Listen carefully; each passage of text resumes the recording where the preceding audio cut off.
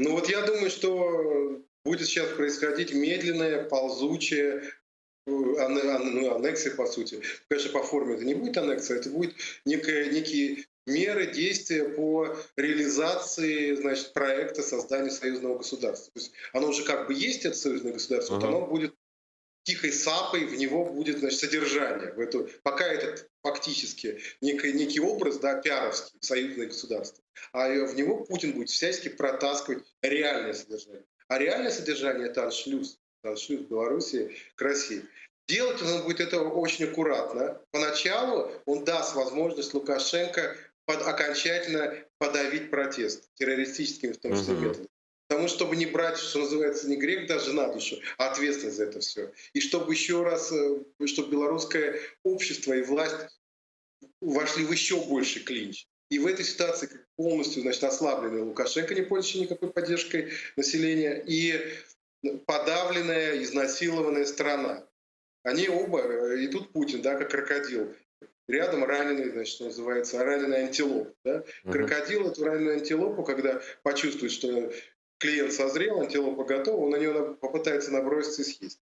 Но это как бы негативный сценарий. Я все-таки такой природный оптимист и не всегда верю в лучшее. Мне все-таки хочется верить в то, что произойдет, ну, чудо буквально, потому что я иначе не могу сказать.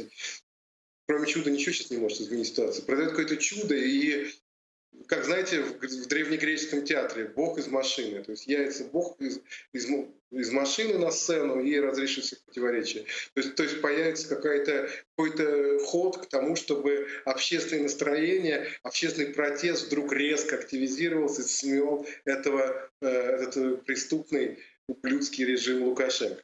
Ну, как это произойдет, я это не вижу. Ну вот начинал говорить с реалистичным аналитиком, а сейчас ты мне про чудеса тут рассказываешь. Ну вот и я говорю, что мне хочется в это верить, понимаешь? Мне хочется верить, что, понимаешь, в истории очень часто происходят всякие, ну, очень редкие, скажем так, случаи. По большому счету, российская перестройка в Советском Союзе — это было чудо. Ну, чудо. Ну, как такое могло быть? Да В этом... прекрати, ну какое чудо. Там был такой экономический кризис, мы же с тобой помним, мы почти Нет, ровесники, нет, нет, да. кризис был, кризис был. Знаешь, кризис есть во многих странах, и он десятилетиями. В Венесуэле не то что кризис, а полный коллапс экономический уже много лет. В Зимбабве там лет 20 был экономический коллапс. В СССР 85 год, я же застал еще это время, кризис был, конечно, но, что называется, он держался. Разваливаться все началось уже окончательно во время перестройки. В 85 году еще более-менее нормально было, в смысле нормально, было, конечно, ужасно, но власти контролировали ситуацию. С их точки зрения все было более-менее нормально. И я что еще хочу сказать. Никакой общественного движения мощного, какой-то оппозиции не было вообще, абсолютно. Значит, я жил в городе Нижний Новгород тогда он назывался Горький. Вот во всем городе, может быть, было пяток диссидентов, но за все время. Игорь, у меня есть что тебе возразить. Мне очень Ну, нравится с тобой спорить, и тут есть. Да, давай. в Нижнем Новгороде не было, да, но начались движения национально-освободительные по окраинам империи. Это и Казахстан, и другие страны. 86 год. Армения, Азербайджан. Опять же, я про Балтию 87 даже не год. говорю. 80, это все позже было. Это уже когда перестройка началась. Армения, Азербайджан вокруг Карабахского конфликта — это 87-88 год. Значит, когда перестройка, люди, когда поняли, понимаешь, в какой-то момент, это я тоже помню этот момент, при Горбачеве примерно в начале 87 года выпустили большую часть, практически всех, подавляющее большинство политзаключенных. И люди поняли, что больше за политику сажать не будут.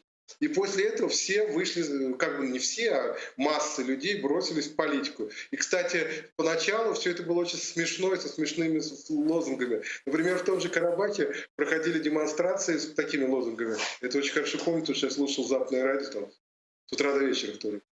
Сталин, Берия, Лигачев, Ленин, партия, Горбачев. Вот это как бы, это с чего начиналась вся движуха. И то это началось после того, что произошло чудо, по сути. Если бы не Горбачев, а был бы какой-то Романов, вот этот советский маразм, он мог продолжаться еще десятилетия.